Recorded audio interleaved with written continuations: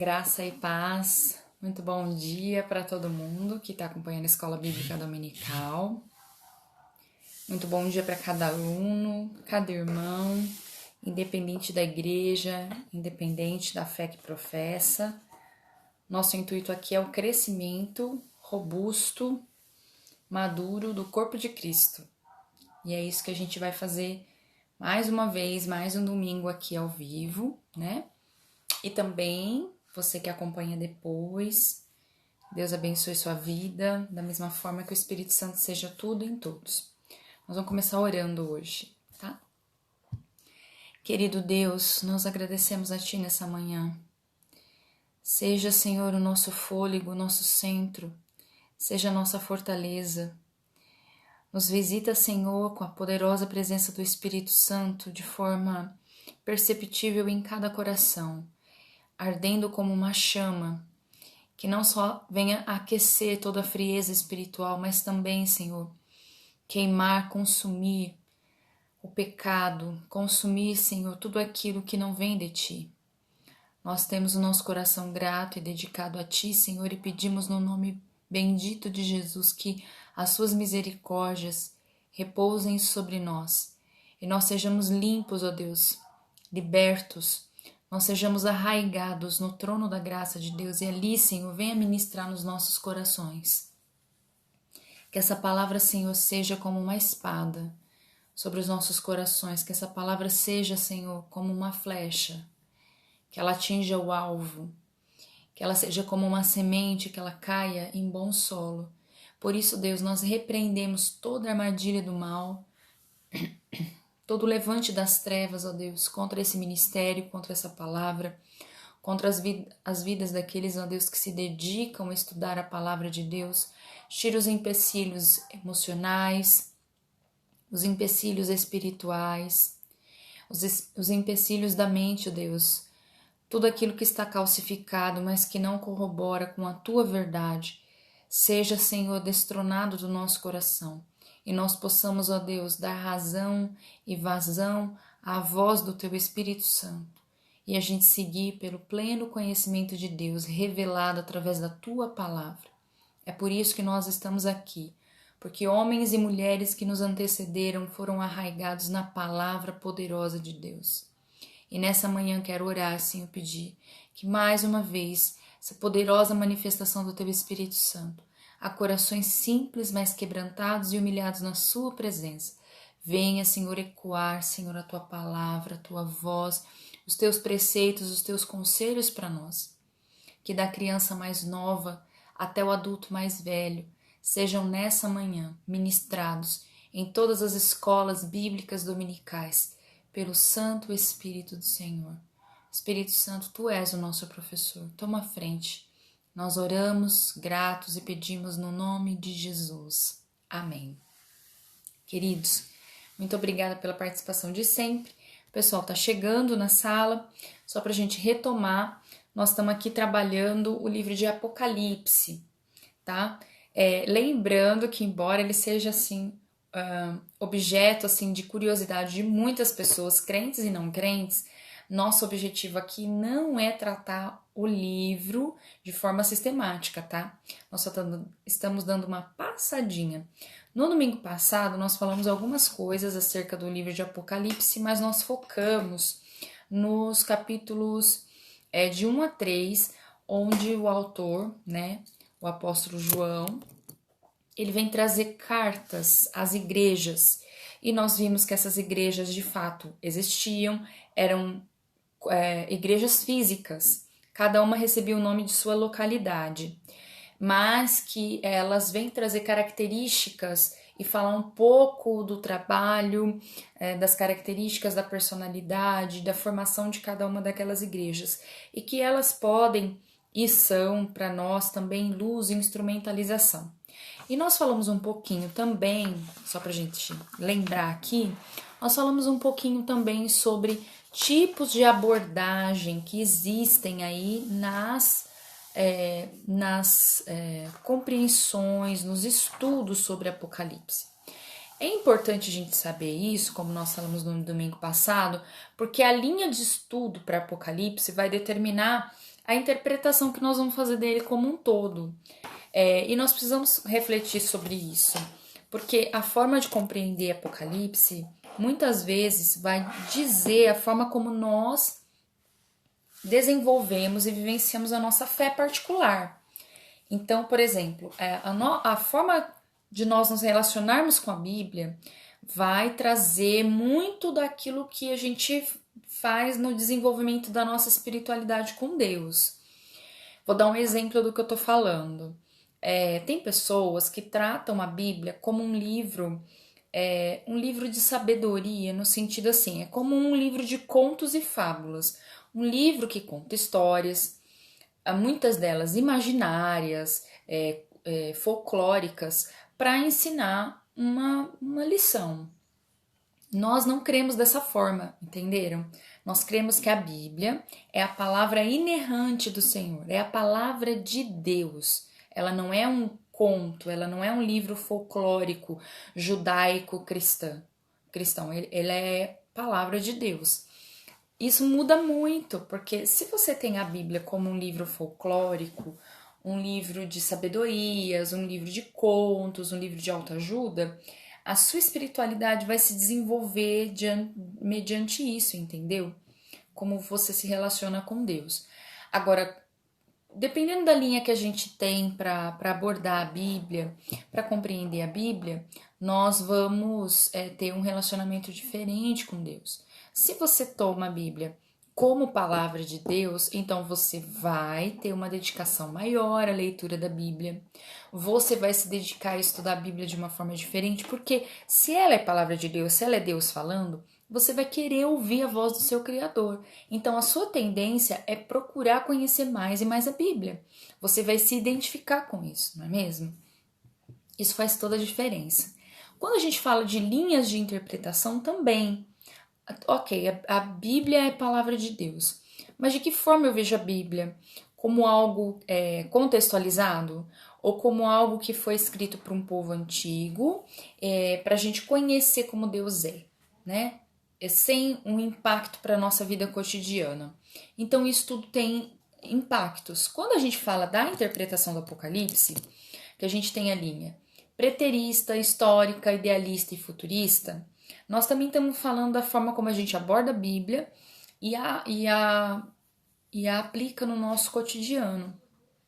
Nós estávamos falando a respeito da abordagem futurista, que tem muito a ver com a linhagem daquilo que a gente está falando aqui nas nossas aulas.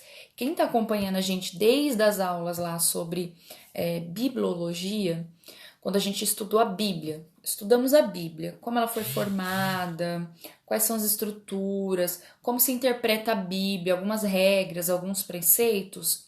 Quando a gente vem nessa linha, o desenvolvimento também das interpretações são diferentes.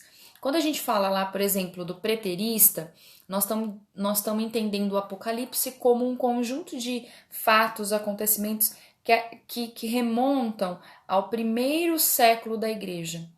O Apocalipse, então, ali no preterista, já teria acontecido nos 100 primeiros anos da igreja, tá? Ou nos 100 primeiros anos do cristianismo, do nascimento de Cristo até o encerramento aqui desse primeiro século. Entretanto, a gente viu que a gente não tem uma base forte na palavra de Deus para entender do ponto de vista da interpretação preterista, porque, por exemplo, a segunda vinda de Jesus não aconteceu. Então não aconteceu ainda, nem no primeiro século e até hoje ainda não aconteceu. Então ela já fica comprometida. Tem a abordagem histórica que entende o Apocalipse acontecendo, por exemplo, em fases da igreja.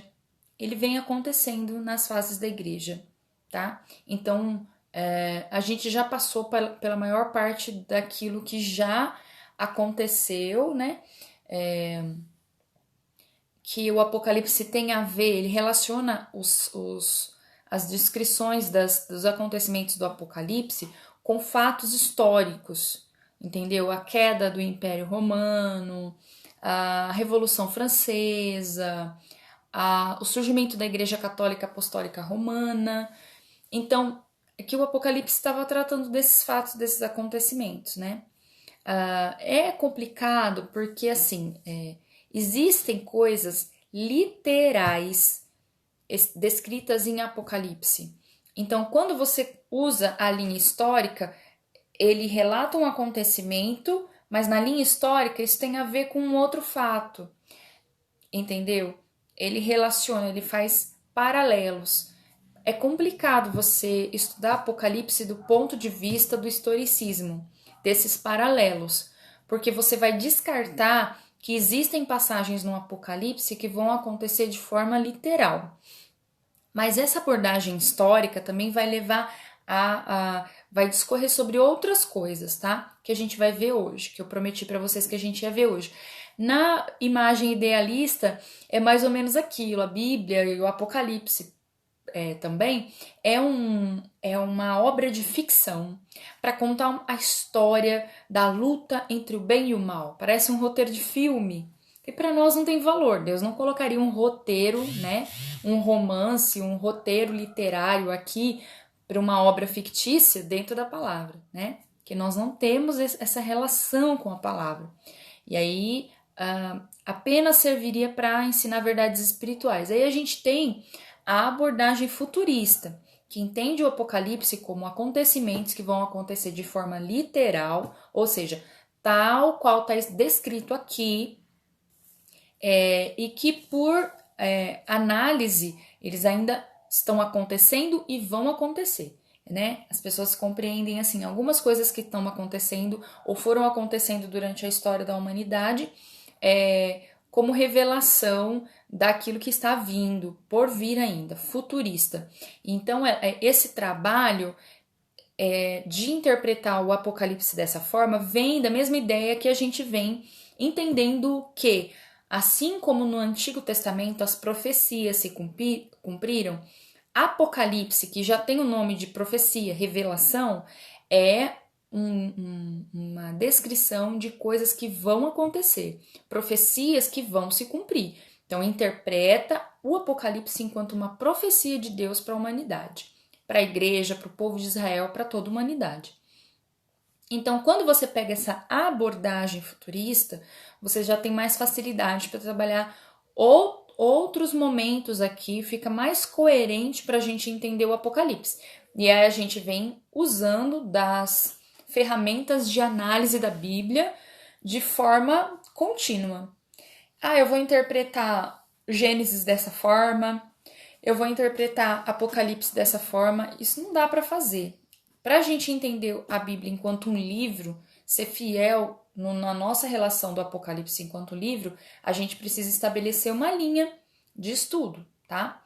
Então, eu vou reforçar aqui uma coisa que eu acho que é importante.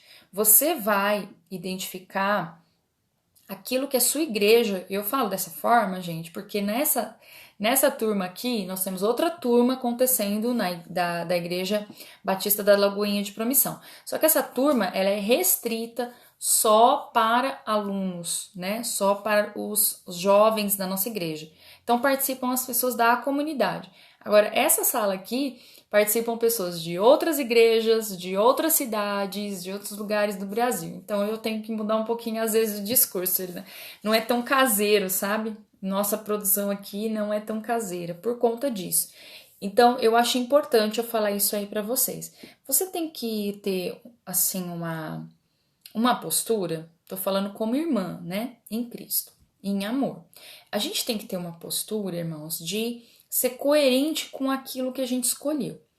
Todos nós temos liberdade constitucional e também temos uma liberdade em Deus de nos alinharmos à igreja que a gente gostaria de estar alinhado, né? Mas a gente precisa conhecer mesmo as doutrinas que a nossa igreja ensina. Quais são as doutrinas que a sua igreja ensina? E você tem que ser coerente com isso. Por quê? Porque não tem como você participar de uma igreja e se alimentar da doutrina de outra igreja. Se a doutrina da outra igreja tem trazido enriquecimento e fortalecimento para a sua vida espiritual, é porque você precisa ser gerado nisso daqui. Então você precisa tomar uma decisão. Agora, não é legal a gente estar numa igreja e se alimentar da doutrina de outra, porque a gente começa a entrar em conflito com pastores. E querendo ou não, a gente tem que ter uma aliança com os pastores que estão sobre nós, né? Hoje a gente tem um movimento muito forte, né? Como se fossem cristãos autossuficientes, autodidatas, pessoas que acreditam que elas podem viver a sua espiritualidade fora da cobertura, né? E da liderança de alguém.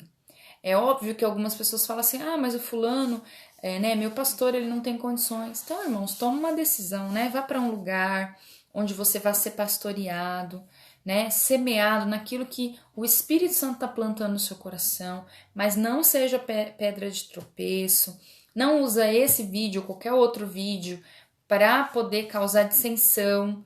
Se você tem dúvida, se o que você está ouvindo aqui bate de frente com o que a sua igreja ensina, senta com seu pastor, pastora, seu líder, conversa bacana, assim, pede para mostrar os argumentos, né? Você vai receber argumentos aqui. Vou mostrar para vocês a nossa linha de interpretação do Apocalipse. Às vezes, quando o seu pastor for pregar sobre isso, vai ser difícil você compreender ou vai ficar muito diferente. Então, tenha liberdade, né, de sentar, conversar, tirar dúvidas e sentir, né, mas sempre na paz e na direção do Espírito Santo, tá bom? Que a gente não edifica o corpo de Cristo tendo conflitos, tá bom? Às vezes o ministro tá começando. Olha, uma coisa muito comum, por que eu tô falando bastante disso agora com a gente estudando Apocalipse? Sabe o que é uma coisa muito comum hoje em dia?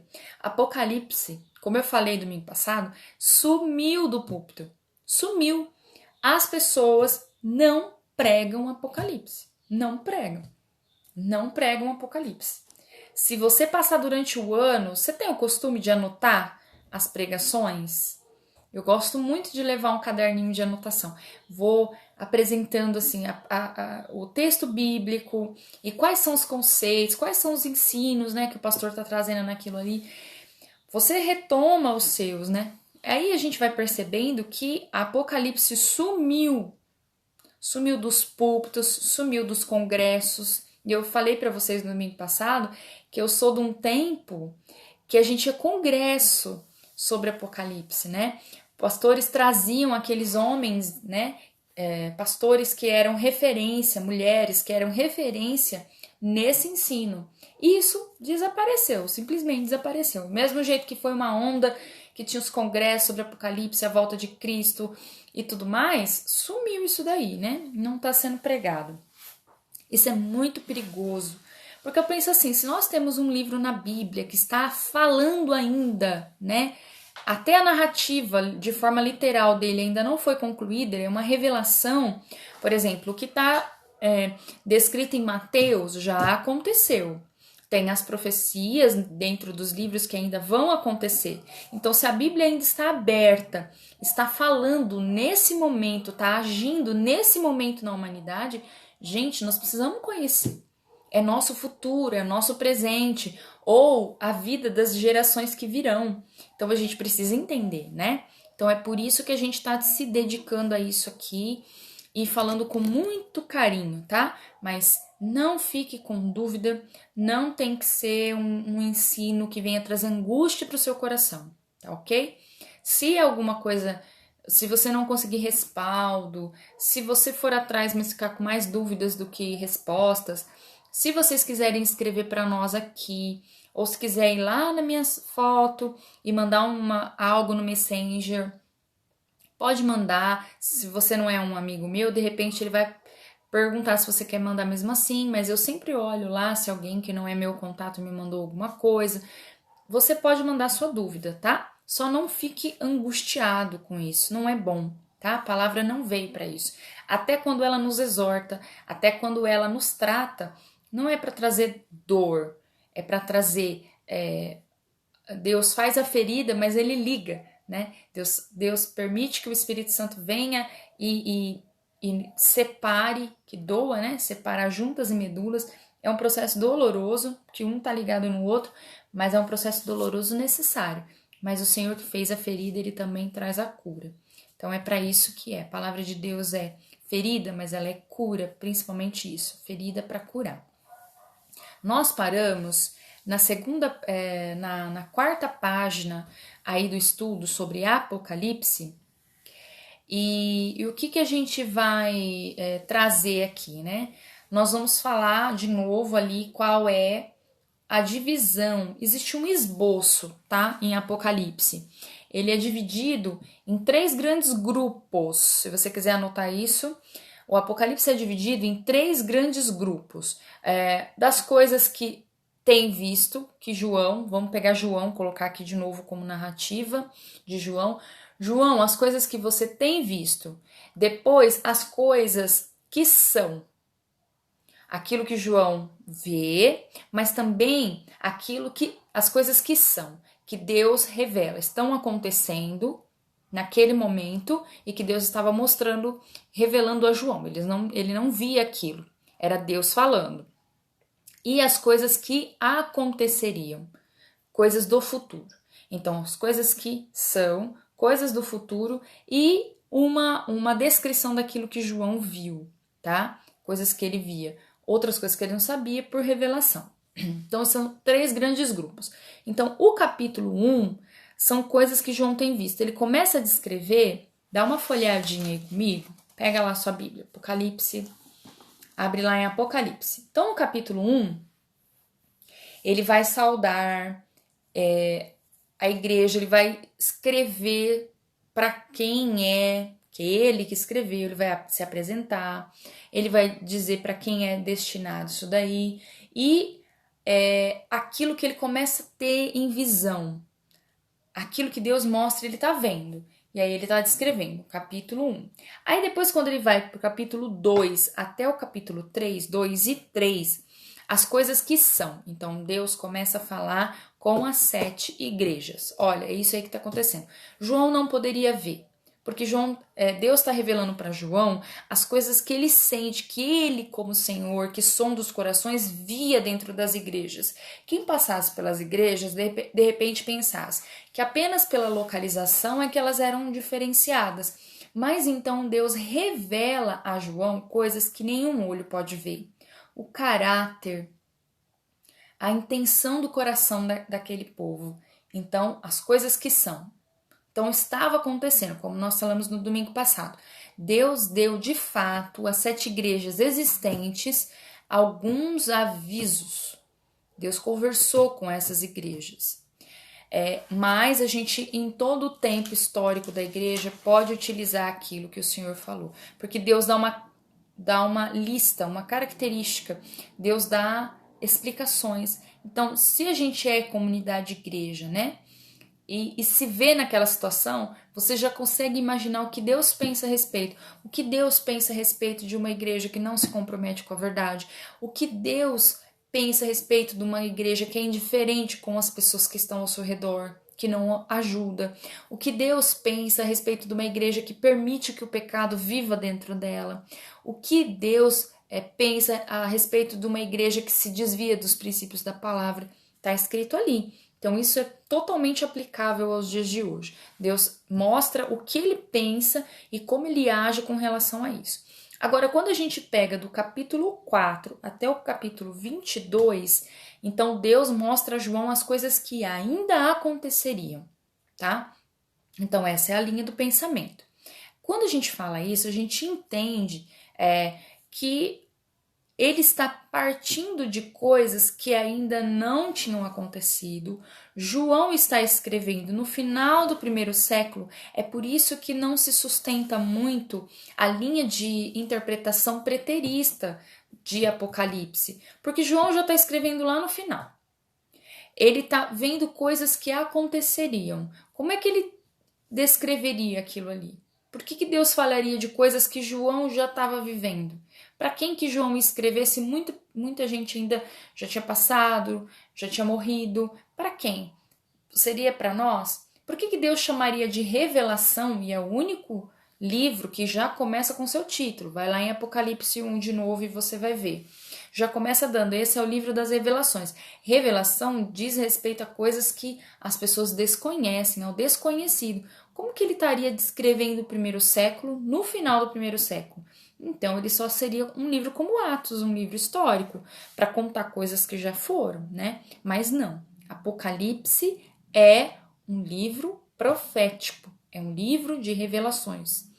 E aí ele descreve aí esses esboços. Então, lá na página do capítulo 4 e 5, vamos ver um pouquinho sobre essas coisas que aconteceriam.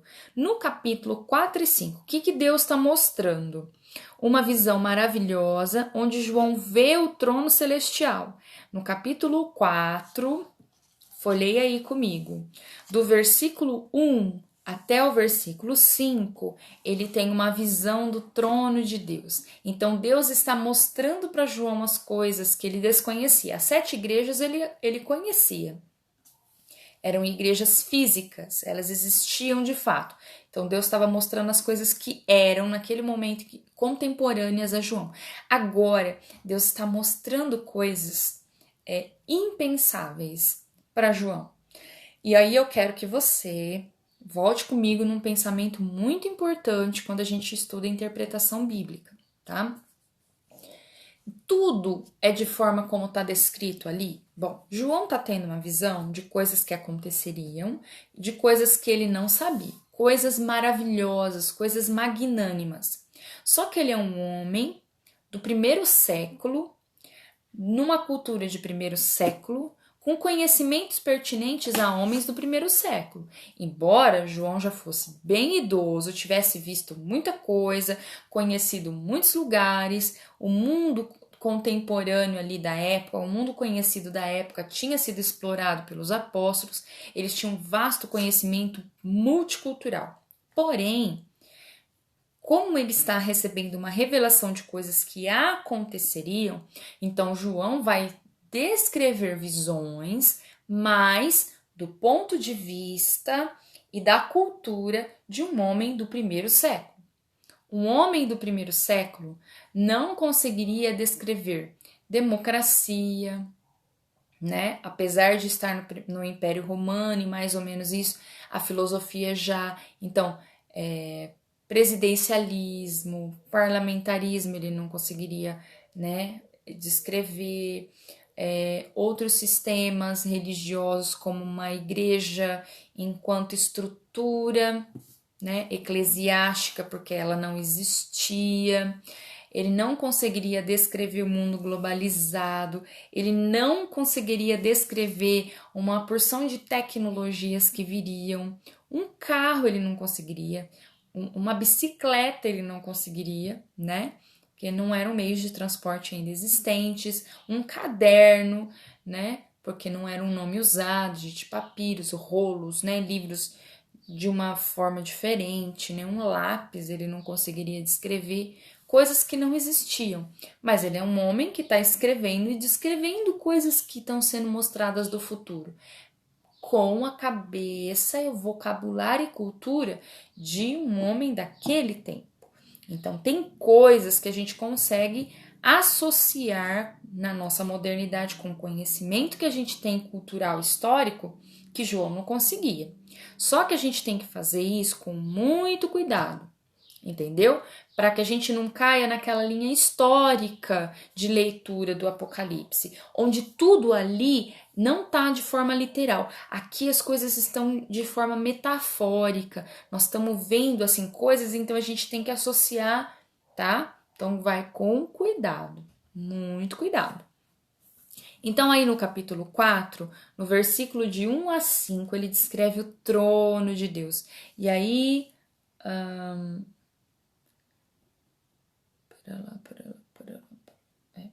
do 1 ao 4. Do 1 ao 5, ele vai descrever o trono de Deus, como era esse trono, tá? Aí depois ele fala também sobre a adoração, aí no Apocalipse, como é a adoração a Deus naquele lugar. E depois no capítulo 5 ele foca na pessoa de Jesus, que aqui na minha Bíblia o subtítulo é O Livro e o Cordeiro. Então aqui ele vai focar na pessoa de Jesus e ele vai dizer assim, ó, que por sua vitória sobre a morte pode abrir os selos do livro de Deus, e ele também é louvado e adorado por todos. Então, da mesma forma como ele vê um trono e adoração a Deus no capítulo 4, no capítulo 5 ele vê Jesus glorificado, que é digno de abrir os selos. Porque aí, lá no versículo 9 do capítulo 5, então os seres falam que será digno, e aí vem aquele que é digno, onde é revelado o livro que vem trazer a palavra de Deus, consequentemente vem trazer para as pessoas, revelar para as pessoas as expectativas e as ações de Deus futuras, e aí no versículo 4, João fala que eu chorava muito porque não se encontrou ninguém que fosse digno de abrir o livro e de olhar para ele. Né? Não havia ninguém digno de revelar as coisas maravilhas de Deus sobre a terra. Não havia ninguém digno para se colocar diante de Deus. Não havia ninguém que pudesse conversar com Deus e ouvir a Deus. Estávamos separados de Deus, estávamos distantes e indignos. Então vem aquele... Versículo 6, vi um cordeiro que parecia ter estado morto. Então veio aquele que se colocou, se entregou como sacrifício para que o livro pudesse ser aberto. Alguém digno apareceu. Alguém redentor apareceu e alguém mediador apareceu. Então ele vem trazer sobre isso. E porque ele é adorado, ok? Isso no capítulo 5. Aí depois, esse grupo do capítulo 6 até o capítulo 20, o que se tem? Várias cenas de batalhas, de vingança e de punição. Então, quando a gente olha para o Antigo Testamento, nós vemos várias profecias em que Deus falou que ia trazer seu juízo sobre a terra. E nós falávamos sobre isso. Por que Apocalipse é evitado tanto? Além dessa linguagem metafórica que vai exigir do pregador muito estudo, muita base. Só que primeiro, aquilo que a gente acabou de falar, coerência, qual é a linha? Então você tem que ser fiel àquela linha. Por que acontece? Às vezes as pessoas pegam trechos de Apocalipse e cada trecho ela quer interpretar de uma forma. Aí você vai se perder no estudo mesmo, não vai rolar. Então você tem que ter uma linha de estudo e nessa linha você pregar sobre Apocalipse. O que acontece? Nós falávamos, domingo passado a gente ministrou, Deus nos deu a oportunidade de falarmos com a igreja, falarmos sobre a apostasia. O que acontece, né? As pessoas não querem saber de certas características a respeito do caráter de Deus. A gente lida muito bem com Deus que é amor, com a bondade de Deus, né? Mas a gente não lida muito bem com outras características da personalidade de Deus. A questão da vingança e da punição, as pessoas realmente rechaçam essas características, mas a gente vê, até se falava bastante com relação ao Antigo Testamento, muitas vertentes do cristianismo, né? Não falam sobre o Antigo Testamento, não usam o Antigo Testamento, porque falam que aquele Deus do Antigo Testamento não é o Deus da graça, é o Deus da lei. Entretanto, em toda a palavra de Deus, Deus sempre deixa claro que ele não muda. Então não existe o Deus do Antigo Testamento e o Deus do Novo Testamento. Existe Deus e todas as suas características, mas existem os tempos de manifestação. Então teve o tempo de manifestação da lei, que era um tempo de preparação do povo e de toda a questão histórica para preparar o mundo para a graça, para Cristo. Então é uma preparação. Por isso que a gente fala que a revelação do Senhor Jesus é como sombra da graça, da igreja, do povo que Deus formaria como sombra no Antigo Testamento. Então é plenamente revelada no Novo Testamento, através de Jesus Cristo e depois dos apóstolos, dos atos dos apóstolos, das cartas das igrejas e tudo mais. Então não existe deuses, existe um Deus que não muda. Ora, se Deus agia com vigor no Antigo Testamento, ele não age hoje por causa do Espírito Santo de Cristo e da sua igreja. Mas o que Apocalipse vem trazer? A partir do momento que a igreja sai de cena, Ou, enquanto a igreja está na terra, Deus age de uma determinada forma e por conta da igreja, por conta do seu povo, Deus vai refreando a sua ira. Mas a partir do momento que o Espírito Santo e o seu povo já não fazem mais parte do cenário, então a ira de Deus está liberada para ele tratar sobre a terra. Mas isso as pessoas não aceitam, porque isso é dizer que Deus castiga, isso é dizer que Deus pune, mas quem está dizendo que Deus faz isso é a palavra, não é a minha crença. Mas isso não transforma Deus em alguém rancoroso, né? Em alguém que está emburrado com a humanidade, de forma nenhuma. Ainda há manifestação no amor de Deus, porque se Deus está pronto para derramar sobre a terra sua ira, mas a sua igreja e seu espírito refreiam a ira de Deus, então Deus ainda está revelando seu amor. Há aqueles que o aceitam pela graça. O problema é que as pessoas querem um Deus que aceite o mundo como ele é, que aceite o mundo como ele está. Esse é o problema, irmãos. Como que faz para ter as duas coisas, né? Então a gente tem um problema aí. E é aí que as pessoas não conseguem aceitar, tá? É aí que as pessoas começam a rejeitar a palavra de Deus. Então eu quero que você continue aqui comigo.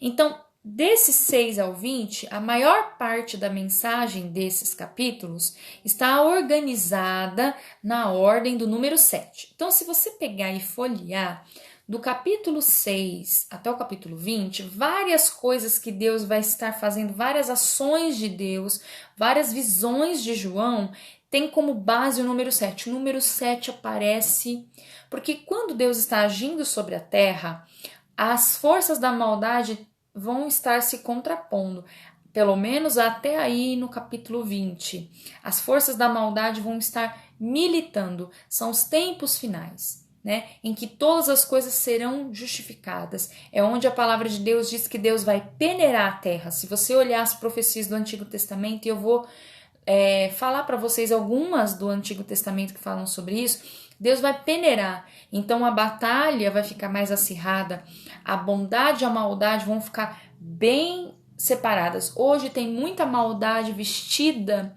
de bondade, mas aí Deus vai fazer separação, Deus vai dar discernimento, Deus vai mostrar, entendeu? Mas acontece que nesse tempo da ira de Deus, como quem foi salvo pela fé, confiou sem ver, irmãos, confiou em quem Deus é e como ele age, sem necessitar ver. E outras pessoas negaram, outras pessoas viraram as costas, outras pessoas zombaram, rechaçaram a palavra da graça, né? A salvação pela fé. Então, quando Deus derramar a sua ira, Deus então vai mostrar o seu ponto, que ele tinha razão, e o que ele fez foi separar um povo, dar oportunidade, assim como nos dias de Noé, deu a oportunidade, mas o povo quis pagar para ver. Então, a graça do Senhor vai sair de sobre a terra e Deus então vai cumprir aquilo que está dizendo. A única coisa que Deus está fazendo, que muitas vezes as pessoas falam assim, o Deus cristão é um Deus que joga com a humanidade. Ele não joga com a humanidade, ele está dizendo que ele é o Senhor Criador, que tem coisas que o desagradam. Então ele chama as pessoas para andar num caminho diferente, de graça, de favor, não como perfeitos, porque em todo momento o Senhor fala que aquele que se diz perfeito está pecando, não como pessoas perfeitas, mas Deus está chamando-nos para a graça, para nos reunirmos como seu povo, mas muitos rejeitam isso. Muitos. Então Deus já tem uma ira preparada. Quando Deus apontou essa ira para tirar o pecado, e a Bíblia fala em Romanos que a natureza, os seres anseiam pela manifestação dos filhos de Deus, quando Deus então vai separar e mostrar o que é o que, só que aí vai ser um tempo já que a graça vai ter findado, então a justiça de Deus vai vir sobre a terra. Ainda tem chances de redenção, só que as circunstâncias são totalmente adversas. Dificilmente uma pessoa que não creu na graça vai começar a crer nesse momento. O que vai acontecer é gente que ouvia graça, mas não entendia graça, não se convertia dos seus maus caminhos, algumas pessoas que apostataram e que vão perceber que não levaram a sério aquilo que Deus diz. Como nós falamos todo esse tempo, tem pessoas que não aceitam que existe em Deus uma conduta. Tem pessoas que não acreditam nisso. Que o corpo é destituído das questões do espírito. Então, uma vez que você fala assim, eu sou de Jesus, é suficiente, você pode viver a vida como você bem entender, porque o seu espírito está lá guardado. O seu corpo você pode cair de cabeça no pecado, o que não tem base bíblica para a gente acreditar. Então aí, Deus, de forma perfeita, vai mostrando a manifestação da sua ira, da sua justiça, da sua correção sobre a terra, tá? E aí, no capítulo 20 até o 22, nós temos aqui, esses capítulos destacam a condição abençoada dos santos, vitoriosos na presença de Deus. Vitoriosos porque entenderam a graça, vitoriosos porque creram, né? Porque essa é a vitória que vence o mundo, a nossa fé. Somos vitoriosos porque cremos. É muito importante isso. Vocês desculpem, é que eu tô assim meio constipada hoje, então às vezes eu tenho vontade de espirrar, o meu olho fica coçando, tá? Por isso que eu tô assim, desculpa. Muitas pessoas acham que elas precisam fazer algumas coisas para serem salvas. Vamos sempre falar isso, porque nós não queremos que você se confunda. Nós não somos salvos pelo que fazemos. Então não existe aquele que vai permanecer até o fim vai ser salvo. Quando ele fala isso, não é no sentido de eu posso perder a minha salvação, tá? A gente não perde salvação. Uma vez que a gente é salvo para sempre. O salvo, que tem uma obra do Espírito Santo no seu coração, porque quem salva é o Espírito Santo, ele vai então desenvolvendo a sua espiritualidade, a sua comunhão com Deus, porque o salvo agora recebeu um favor imerecido. Ele agora foi colocado na mesa do rei e ele vai fazer de tudo para agradar o rei. Ele é servo e ele vai fazer de tudo para agradar o seu Senhor. É diferente de alguém que é apóstata, que quer viver debaixo do conforto, que acha que o evangelho é para se beneficiar, é para sentir felicidade, é para sentir prazer, quer desenvolver a espiritualidade no padrão do mundo e da carne. Não tem, porque a palavra de Deus diz que a carne e o espírito elas brigam. Então não tem como você ser carnal e desenvolver uma espiritualidade. E não existe para uma pessoa espiritual obedecer às obras da carne ou se inclinar. O pecado ele vai acontecer de forma acidente na nossa vida, sim, porque isso até está previsto na palavra. Mas esse militar aí, essa guerra é vencida pelo Espírito, porque o Espírito Santo habita em você. É a obra dele. Mas tem gente que vive a espiritualidade no plano da carne.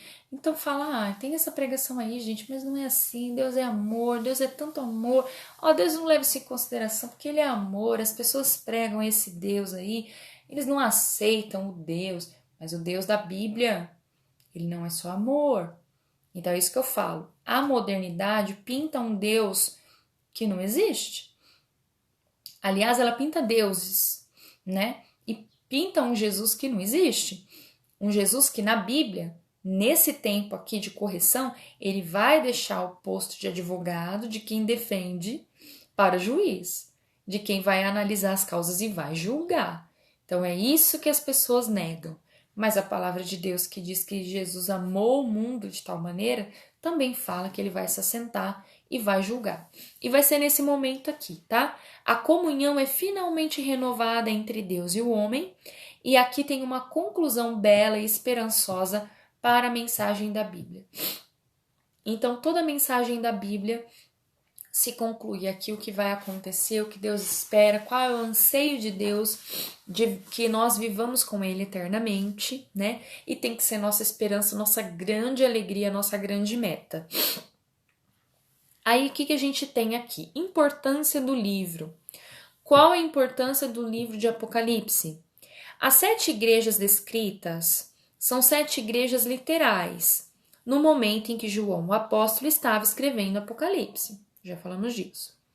Embora fossem igrejas literais, naquele tempo, há também um significado espiritual para as igrejas e os crentes de hoje e de todos os tempos. Eu gostaria que você grifasse o que a gente vai ler agora, por favor. O primeiro objetivo, né, objetivo das cartas, né, dessas cartas às igrejas era de comunicar com as igrejas literais e satisfazer as suas necessidades naquele momento.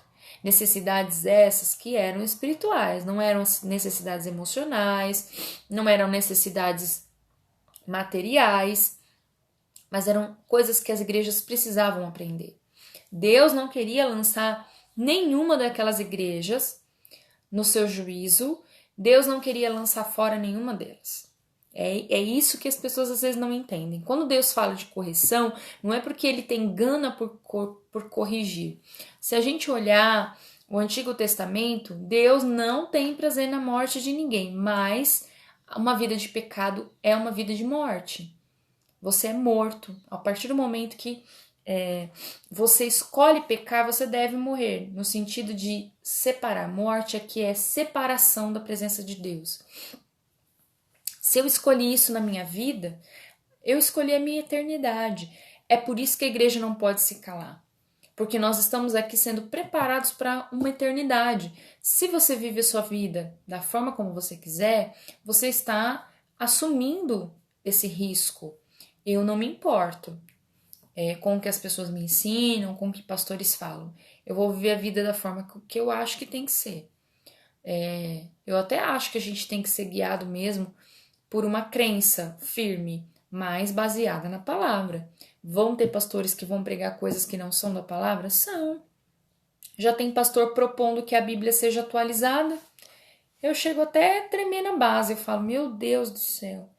Sabe? E preocupa, como eu tenho falado para vocês. Tem milhões, né? Milhares e milhões de seguidores nas redes sociais e falando um negócio desse. A gente fica super preocupado. Como pode, gente? Isso é antibíblico, isso é incoerente com tudo que a gente tem aprendido. Mas eu quero que você continue aí grifando. O segundo propósito, então o primeiro propósito era chamar a atenção daquelas igrejas, né? Existiam coisas que elas precisavam, tinham necessidades espirituais que precisavam ser atendidas, e Deus fala com elas. Mas também revelar 7 tipos diferentes de indivíduos e igrejas. Porque você pode ser de uma igreja comprometida e bíblica, mas ter uma atitude comum daquelas igrejas. Por exemplo, sua igreja é uma igreja bíblica, sua igreja prega a verdade da palavra, prega o evangelho do arrependimento, mas você escolhe viver a vida como você quer, você acha que você pode ser libertino e continuar indo na igreja no domingo, que tá tudo bem. O importante é você estar dentro de uma igreja. Sua igreja é bíblica, mas a sua atitude é contrária àquilo que a palavra de Deus diz. Chama você de uma pessoa morta. E aí é muito sério. Então, estudar, ler, entender o que Deus fala em Apocalipse 2 e 3 é muito importante. Porque se você se encaixar num daqueles perfis, você está sendo chamado a atenção por Deus, enquanto há tempo. Aí, ele fala assim que o objetivo aqui é que esses diferentes indivíduos e igrejas sejam instruídos na verdade, ou seja, naquilo que Deus realmente pensa. Então, nós temos pontos a destacar aqui em Apocalipse. Eu queria que você acompanhasse comigo. Muito interessante isso. O poder de Jesus. Então, coisas importantes do livro de Apocalipse é isso. O poder de Jesus. Como é que Apocalipse traz isso? Desde o tremendo retrato de Jesus do Apocalipse 1, que ele aparece de forma gloriosa como ninguém nunca tinha visto, até a gloriosa majestade do Cordeiro no seu trono, que aparece lá no capítulo 22, ou seja, do começo ao fim de Apocalipse, esse livro ressalta o poder de Jesus. E muita gente nega o Jesus poderoso soberano. A gente quer o Jesus humano, a gente quer o Jesus parceiro, a gente quer o Jesus amigo, a gente quer o Jesus amor, mas a gente não quer o Jesus que chama atenção. É como se ele nunca tivesse falado duramente com ninguém. Não, ele falou duramente com gente rica e com os religiosos. Não. Ele falou duramente com muitas pessoas, tanto que em alguns discursos de Jesus, vários seguidores deixaram de segui-lo. Inclusive, Jesus virou para os discípulos e falou, parafraseando, né? Vocês quiserem, vocês podem ir embora também, porque essa é a mensagem que eu vou pregar. E aí Pedro então diz aquela super frase: para onde iremos se só o Senhor tem as palavras de vida eterna? É duro, Senhor, mas são palavras para a vida eterna. São verdades que a gente precisa ouvir, né? Então, esse Jesus poderoso do Apocalipse, muitas pessoas rejeitam. E que ele possa habitar no seu coração, que você possa recebê-lo. Então, leia o Apocalipse sem medo, né? Mas com temor e amor, prazer. Outro ponto importante aqui de Apocalipse, que é a fraqueza de Satanás. Gente do céu, é interessante isso, né? É antagônico isso. A gente é a igreja de Cristo, mas tem gente que se borra de medo do diabo. Se borra de medo do diabo. Não gosta nem de falar, não gosta nem de estudar. E eu falo, gente, por que a gente tem esse medo? Por que a gente fala assim, isso... Tem gente que dá um monte de testemunho sobre Satanás. Gente que fala de uma forma como se só Satanás agisse na vida dela. Não tem uma compreensão ou uma manifestação do favor de Deus na vida dessa pessoa. Tudo o diabo fez, é uma coisa louca.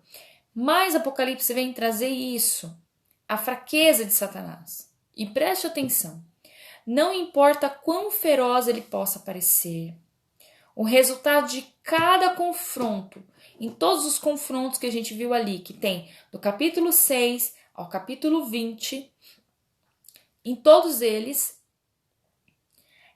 é confirmado que Satanás é um derrotado. Essa é a situação de Satanás. Ele pode ter o poder de agir, mas ele é derrotado.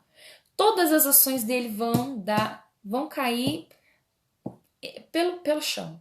Tudo que ele fizer vai acabar em derrota. Porque essa é a condição de Satanás. Ele é, por condição, derrotado. E olha só, não temos que encará-lo com medo e desespero. Jesus venceu e podemos vencer com ele. Nós estamos nele, então nós estamos tranquilos, porque ele venceu. O resultado de tudo isso que passa não vai ser contra você, não vai ser para sua morte, não vai ser para sua derrota, porque Satanás é derrotado. Se você está em Cristo, a vitória é sua. Mas se você está em Cristo. Então, um outro ponto muito importante aqui é que Jesus julga com justiça, né? Não vamos cortar aí as coisas, não vamos usar a Bíblia a nosso favor e interesse. Ele vinga os justos e destrói os ímpios. Simples assim. Se você ler Apocalipse, ele vinga os justos e destrói os ímpios. Então, vinga o justo por quê? Porque o justo vai passar por essa terra padecendo pela escolha que fez. E muitos irmãos têm pago até hoje. Pode fazer uma pesquisa aí na internet sobre a igreja perseguida. Muitos pagam alto preço até hoje. E a gente pensa, onde está Deus que não vê isso? Onde está Deus que não está vendo aqueles homens sendo decapitados? Onde está Deus que não está vendo aquelas igrejas serem bombardeadas, explodidas, pessoas metralhadas? Onde está Deus? Então, aí em Apocalipse a gente vê Jesus julgando. Então ele está vingando os justos. Tudo aquilo que a gente passa por ter um padrão de justiça não deve entrar no nosso coração essas setas. A gente não deve abalar e nem negociar. Acho que eu estou pegando pesado demais. Fique tranquilo, né? Deus destrói ímpios, né? Nenhuma maldade passa impune. As igrejas hipócritas serão rejeitadas, que isso é importante que se diga também. E os perseguidores vão ser punidos. Então, se por um lado a gente tem perseguidores das igrejas bíblicas, pessoas que combatem as igrejas, as pessoas podem ter confiança de que Jesus tem algo preparado para essas pessoas, mas as igrejas que vivem na hipocrisia também. Aí também existe o Deus Pai que merece a adoração. É um ponto importante para a gente destacar. O capítulo 4 mostra que Deus, como nosso Criador, merece a nossa adoração. Então a gente tem uma visão esplendorosa da pessoa de Deus, do seu trono, da sua majestade e a adoração que ele merece. Assim como Jesus também. Jesus merece adoração. E a gente vê lá no capítulo 5. Ele é o nosso Redentor. E também merece a nossa adoração. Isso é importante. Outro ponto importante, né, que nós precisamos entender que Apocalipse traz é que Deus domina a terra. Isso é muito importante. Deus domina a terra. Nós podemos colocar a nossa confiança, embora qualquer situação aconteça sobre a humanidade, Deus está no controle de tudo. Deus domina a terra. O poder de Satanás e dos seus servos é limitado pelo domínio de Deus, pois ele está no comando. Então, ainda que Satanás haja, ele age dentro do domínio de Deus. Ele não pode ir além do domínio daquilo que Deus permite. Deus está no comando. Deus não manda Satanás fazer as coisas. Satanás tem projetos malignos, morte, roubo, furto, destruição. Mas o Senhor não permite que ele passe da linha. Tudo está no comando de Deus. E por fim, o autor do estudo fala que outro ponto importante é que o alvo principal da humanidade é a comunhão com Deus. Quando a gente entende que nós nascemos para estreitar nossa comunhão com Deus, nós entendemos qual é o objetivo, aliás, e o propósito da nossa criação. É quando o homem esquece de procurar isso, né? A comunhão com Deus, ela nega o seu Criador. E é isso que coloca no rol da impiedade, homens e mulheres, tá? A Bíblia se encerra lá nos capítulos 21 e 22, como se inicia. Gênesis 2, se você olhar, com a descrição da beleza e a bênção de estar na presença de Deus. Quando Deus cria o homem, então Gênesis 2 começa a falar da maravilha que é estar na presença de Deus, como é bom ter comunhão com Deus, e aí ele volta. Deus, então, em Apocalipse 21 e 22, restaura a comunhão que foi perdida em Gênesis 2. E é isso que a história da humanidade vem trazer, né? Um homem que foge e um Deus que o busca e não desiste. Mas estamos em tempos onde Deus está nos buscando, né? Onde nós podemos encher as nossas lâmpadas como aqueles que aguardam a volta do Senhor, podemos encher as nossas lâmpadas, aguardar e nos preparar para aquilo que Deus tem para nós. Porém, com muito temor, com muito zelo, porque isso vai se fechar, né? Essa chamada, essa possibilidade de voltar para a nossa condição, né, natural, que seria de comunhão com Deus, Deus criando o homem à sua imagem e semelhança, para vivermos juntos, vai ser restaurada. Mas é necessário que a gente entenda que a gente consegue isso através de Cristo. Ele é o caminho, a verdade e a vida, né? Pela fé.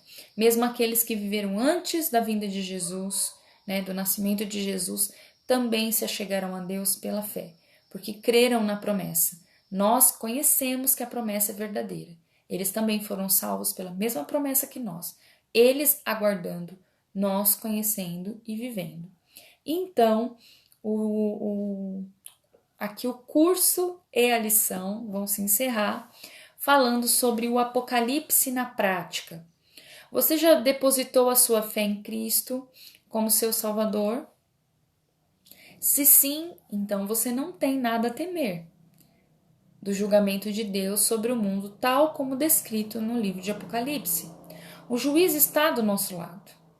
Antes do julgamento final começar, temos de testemunhar aos amigos e vizinhos sobre a oferta de Deus de vida eterna em Cristo. Vizinho, qualquer pessoa que está ao seu redor, no trabalho, na sua casa, na sua família. Tá? Os acontecimentos desse livro são reais. Temos de viver vidas que comprovem o que realmente acreditamos. E isso é muito importante. Tenha aí grifado. Nós precisamos viver vidas que comprovem o que realmente acreditamos. Precisamos ser a prova viva de que Deus é real, sendo aquilo que Ele sonhou para nós, para que os outros notem a nossa alegria sobre o futuro e desejem se juntar a nós nessa nova e gloriosa cidade que será revelada através daquilo que Deus tem preparado. Como eu disse para vocês, gente, esse não é um estudo para a gente entender todos os detalhes de Apocalipse, tá bom? Nós vamos fazer isso, querendo Deus, num momento muito breve.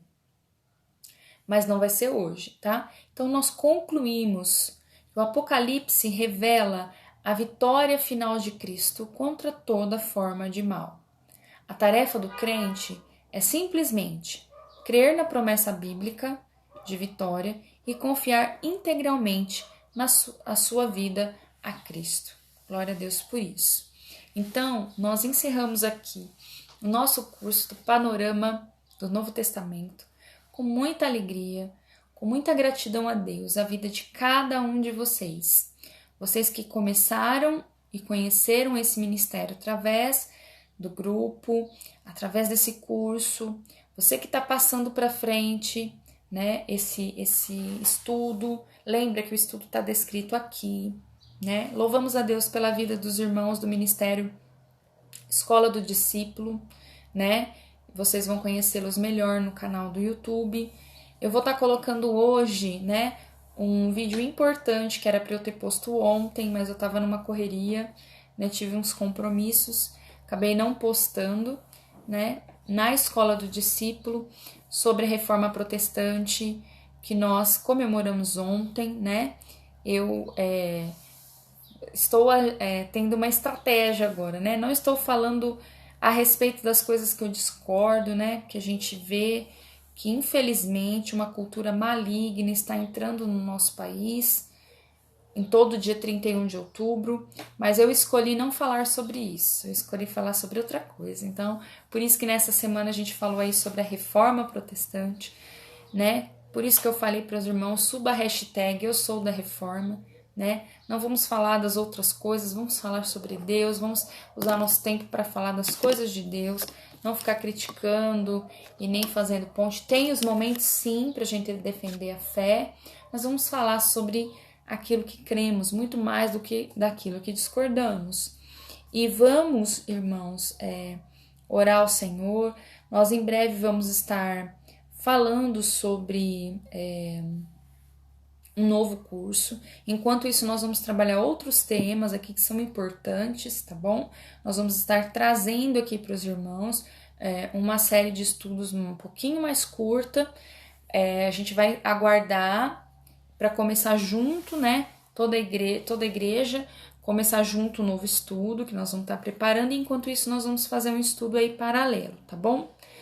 Que Deus abençoe sua vida e possa, principalmente vocês, eu vejo, né, que muitos de vocês que entraram nesse grupo são professores, são ministros das escolas dominicais de suas igrejas ou pessoas cujas igrejas não têm escolas dominicais e que sentem essa necessidade, sentem esse chamado. Nossa oração é para que o Espírito Santo use você de maneira poderosa, para que você vá muito além, né? Que aquilo que você recebeu seja só uma base para que você voe no Espírito Santo, seja tremendamente usado por Deus, né?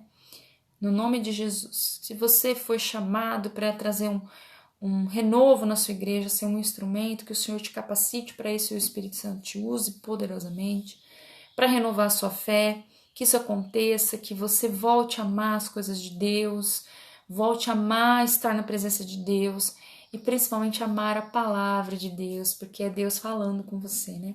Que você volte a amar, ouvir a voz do seu Pai, do seu Senhor, que você seja feliz, escolhendo estar na presença de Deus, escolhendo as coisas de Deus para sua vida, que te traga essa felicidade, mas que você não se baseie naquilo que te alegra para tomar suas decisões, mas naquilo que alegra o coração de Deus. E que você comece a sentir isso, irmão. Que você comece a se sentir feliz fazendo aquilo que agrada a Deus, né?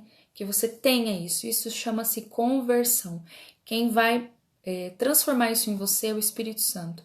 É Ele, segundo o que a palavra de Deus diz, que vai renovar o seu pensamento para que você experimente quais são as boas, perfeitas e agradáveis vontades do Senhor para a sua vida. Nós vamos orar para encerrar. Hoje a gente vai encerrar cedo sim, tá?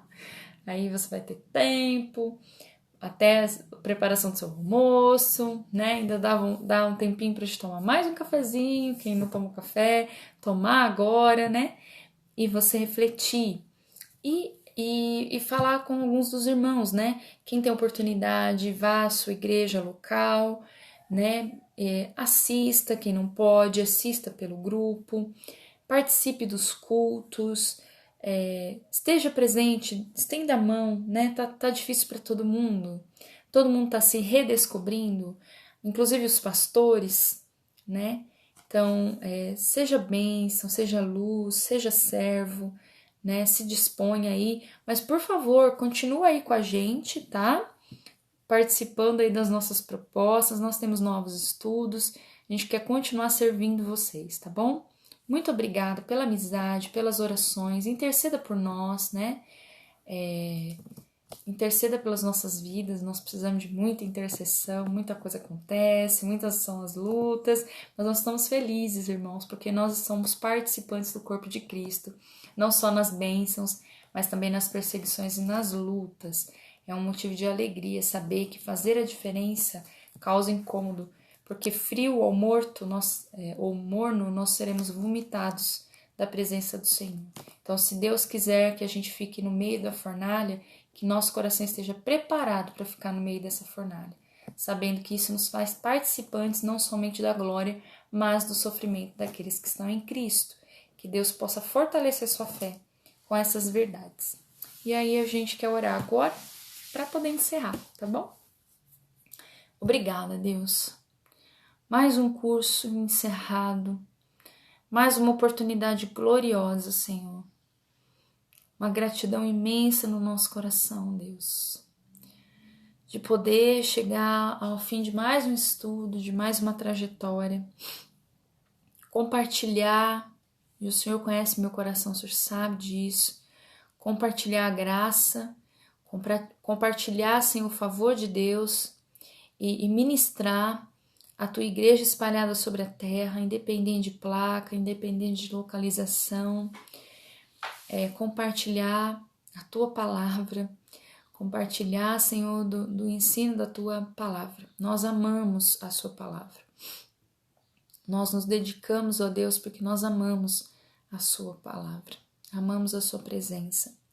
Nós não somos merecedores, ó Deus, de tão grande favor, mas é isso que é a graça. Nós somos felizes porque fomos alcançados pela graça, por essa maravilhosa graça. Muito obrigada, Deus. Continue, Senhor, reafirmando e confirmando a fé dos teus filhos, a fé apostólica, aquilo que foi passado de geração em geração, de Jesus aos seus apóstolos e chegou até nós, ó Deus, de forma límpida, sem mácula, sem interesse, sem poderio humano, sem racionalidade humana, sem humanismo, mas com graça, com favor e com poder do teu Espírito Santo. Somos tão gratos, Senhor, gratos demais.